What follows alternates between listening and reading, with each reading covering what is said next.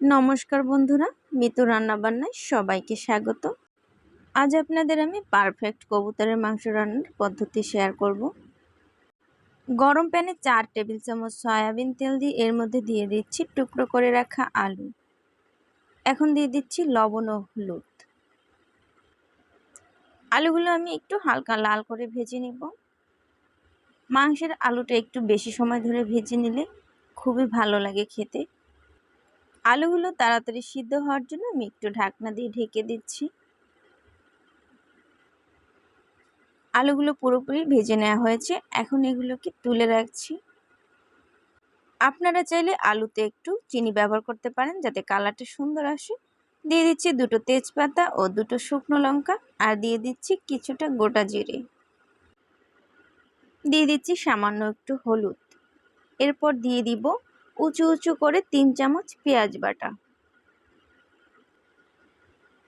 পেঁয়াজ বাটা আমি 2-3 মিনিট একটু হালকা আঁচে ভেজে নিচ্ছি। এখন এর মধ্যে দিয়ে দেব 1 চামচ আদা রসুন বাটা, 1 চামচ জিরে ও ধনিয়া বাটা, আর দিয়ে দিচ্ছি 2 চামচ শুকনো মরিচ বাটা। সমস্ত মশলাগুলো আমি পাটায় বেটে নিয়েছি যাতে স্বাদটা ভালো আসে।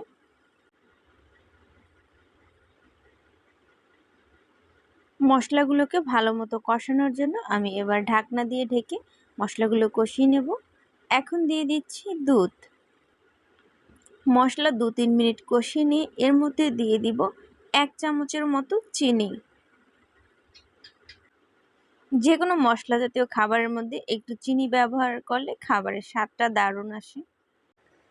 মাংস যত ভালো কষানো হবে খেতে ততটাই অসাধারণ স্বাদের হবে।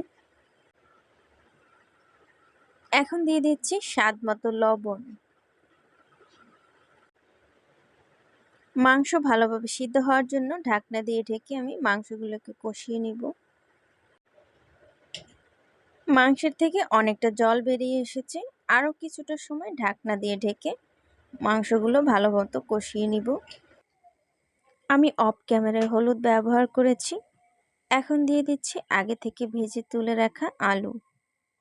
রেসিপিটি আপনাদের যদি ভালো লেগে থাকে একটা লাইক, কমেন্ট, শেয়ার ও সাবস্ক্রাইব করার অনুরোধ রইল।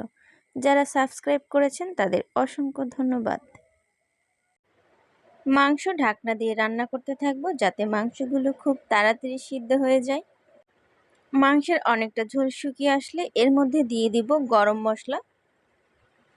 রেসিপিটা পুরোপুরি তৈরি হয়ে গেছে।